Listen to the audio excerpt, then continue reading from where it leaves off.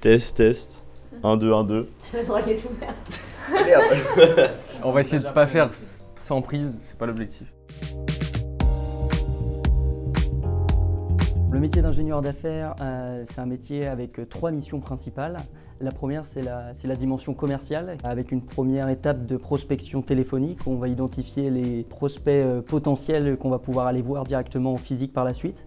Et donc la deuxième étape, c'est d'aller les voir sur site directement et d'échanger du coup avec les responsables techniques des entreprises dans le but de comprendre finalement leurs besoins techniques, de les identifier, les analyser. Les clients avec qui je travaille me font confiance et j'arrive à les accompagner sur plein de sujets techniques. Et on accompagne des collaborateurs, donc des ingénieurs ou des techniciens sur ces projets-là.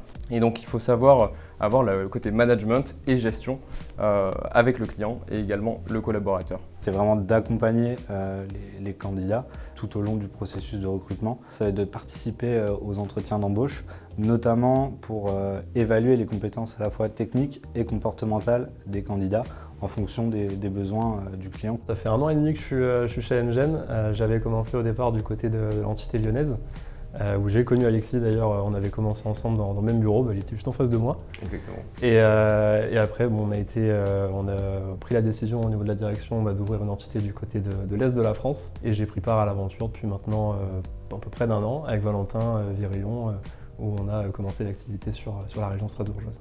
À la base, c'était mon stage de fin d'études, c'est-à-dire que j'y étais là pour 6 mois.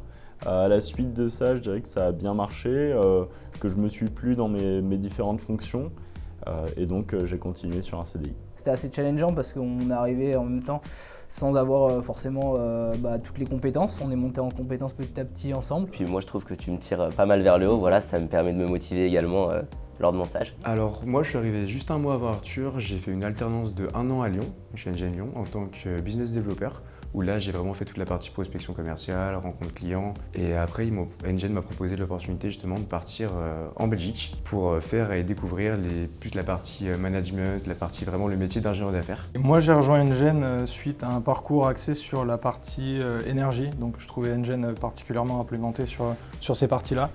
Et puis aussi, je partage aussi les valeurs de société grandissante qui accompagne ses clients et ses consultants.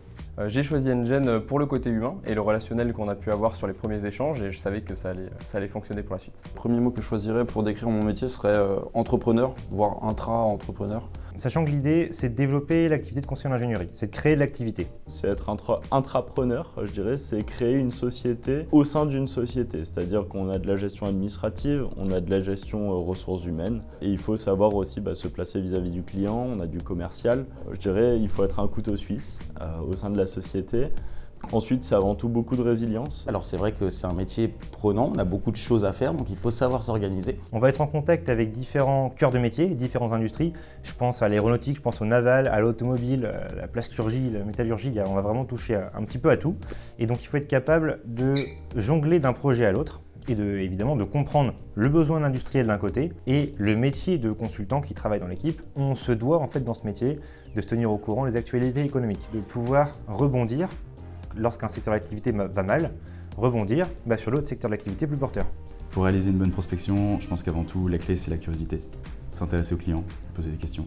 D'avoir confiance en soi, de dépasser le stress qu'on peut avoir pour en fait créer une relation de confiance avec le client. Il faut la préparer en avance, savoir dans quel environnement on va intervenir pour bien appréhender l'environnement technique du client. Pour avoir une bonne relation avec les consultants, je pense qu'il n'y a pas forcément de secret, ça passe par une proximité en tout cas qui est naturelle déjà par nos postes de manager où on doit se rendre disponible, pouvoir aussi être à l'écoute de leurs attentes, proposer aussi plusieurs événements qui ont pour but de nous retrouver de manière fréquente aussi en fonction de la localisation de nos équipes. C'est un mélange on va dire de présence et d'accompagnement qui fait que les relations se passent bien.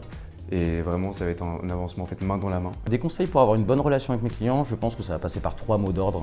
Le premier, c'est la disponibilité, le deuxième, c'est la confiance et le troisième, c'est la transparence. Le conseil que je peux donner, c'est tout simplement de croire en soi. De foncer, tout simplement, et puis de s'amuser également.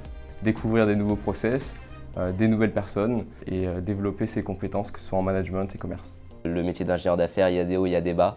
Il y a beaucoup de hauts et il y a beaucoup de bas. Mais il faut savoir rebondir après on va dire, des échecs pour aller vers la gloire. Première prospection, je pensais avoir un client important chez Stellantis. Et je me suis retrouvé avec Tom, directeur de l'agence de Lyon, dans une station d'épuration, avec pas du tout le bon interlocuteur. C'était la première prospection que je faisais avec Nicolas, le directeur de l'agence, où c'était moi qui parlais, qui présentais, qui répondais aux questions. Et derrière, on arrive et la rencontre avec 2 personnes, dont une personne vraiment très importante, face à laquelle je perds complètement mes moyens. Je commence à faire ma présentation et la petite mallette avec la sacoche de PC tombe. Je m'arrête net et je regarde ma sacoche. Je regarde le type et je dis « ma sacoche est tombée ». Bon, après ça, c'était beaucoup plus facile de continuer, mais c'était un bon moment.